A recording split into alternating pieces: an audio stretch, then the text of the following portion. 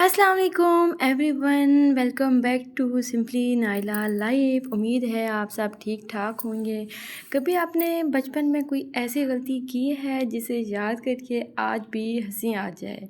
आज मैं आपको एक ऐसा ही मज़ेदार किस्सा सुनाने वाली हूँ। बचपन में हम सब कितने मासूम होते हैं, जो टीवी पर दिख जाए हमें लगता था बस वही सबसे बेस्ट चीज़ है।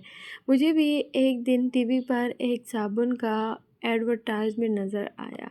उसमें मॉडल का चेहरा इतना चमक रहा था कि मुझे यकीन हो गया कि बस यही साबुन लगाते ही इंसान बिल्कुल गोरा और चिट्टा हो जाता है। उस दिन से मेरा बस एक ही मिशन था, मुझे बस वही साबुन चाहिए। मैं रोज़ अम्मी से कहती, अम्मी वो वाला साबुन ला दो ना। अम्मी हंसकर कहती, बेटा हर चीज़ एडवर्टाइजमेंट नहीं होती। लेकिन मुझे तो उनकी बात समझ ही ना आती। दिल में बस एक ही ख्याल था कि अगर मैं उस साबुन से नहा लूँ तो अगले दिन मैं बिल्कुल टीवी वाली मॉडल बन जाऊंगी। एक दिन अम्मी बाज़ार से वही साबुन ले आईं। बस फिर क्या, मैं इतनी खुश हुई जैसे कोई बहुत बड़ा इनाम जीत लिया हो। अगले ही दिन मैं साबुन लेकर बाथरूम में चली गई। सोचा आज तो कमाल हो जाएगा। लेकिन मेरी एक्साइटमेंट इतनी ज़्यादा थी कि मैंने थोड़ा सा नहीं, पूरा साबुन ही अपने ऊपर रगड़ना शुरू कर दिया। हाथ, मुंह, गर्दन, फिर बाजू, फिर पैर, जहाँ जहाँ हाथ पहुँचा साबुन ही साबुन। फोम इतना बन गया कि बाथरूम बिल्कुल बादलों जैसा लगने लगा।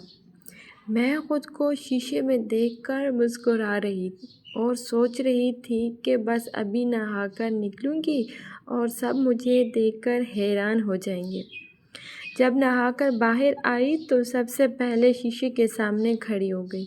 1 मिनट देखा, 2 मिनट देखा, फिर इधर से देखा, फिर उधर से देखा, लेकिन चेहरा बिल्कुल जैसा ही था वैसा ही था।